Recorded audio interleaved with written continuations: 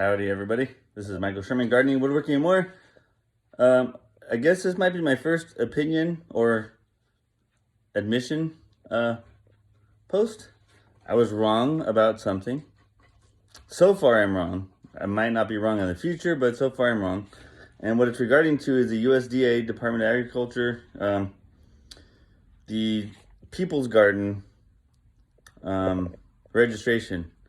I was under the impression that they were asking private citizens and or community gardens to register their gardens as the People's Garden, and they will give out their locations and stuff like that.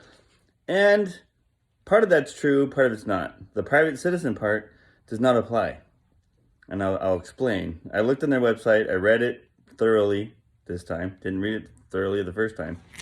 So I got it a little bit wrong, and a lot of other homesteaders, while I totally understand their concern completely, because I'm not one for big government. I happen to think that government should be extremely limited, much more than it is so now. But this part of it, I think they get wrong. And I'm not very good on tech, so I have it printed right here, and it shows up backwards, it looks like, so I'll have to read it. But anyway, this is the USDA backwards logo.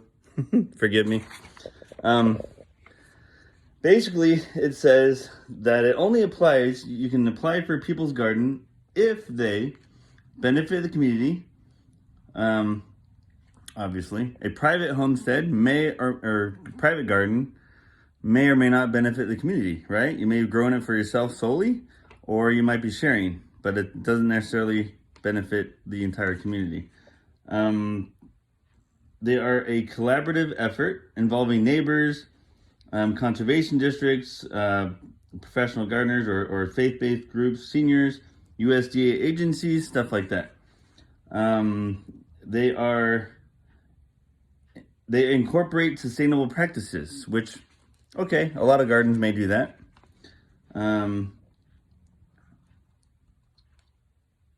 Such as they use rain barrels, composting, cover crops, pest management.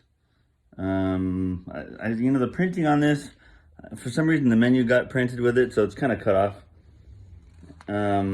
Anyway, it is, and then the last one was educates the public, which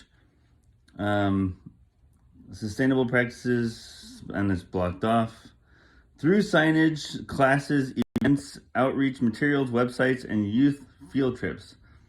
So I'm not entirely sure that they're soliciting private gardens unless you want to. It's not a mandatory thing. It's a voluntary thing.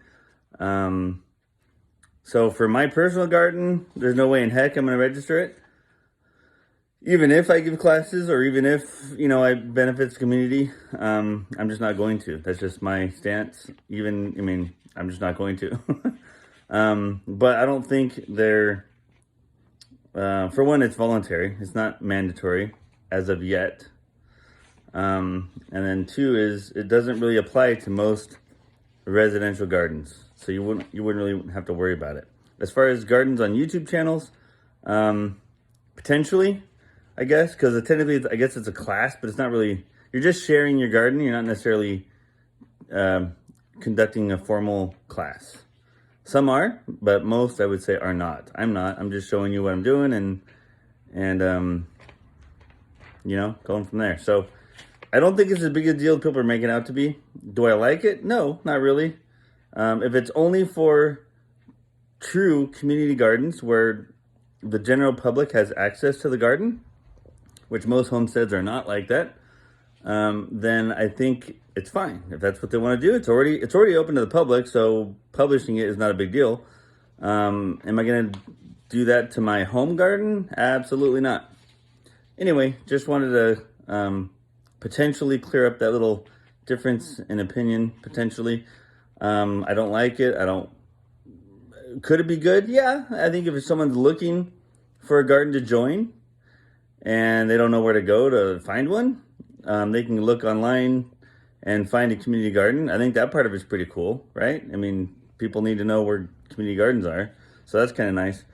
But I don't think they need to Don't think you need to register your personal garden. So I wouldn't worry about it yet, unless they make it mandatory, which I hope not. Anyway, thanks, and we'll talk to you later. God bless. Bye.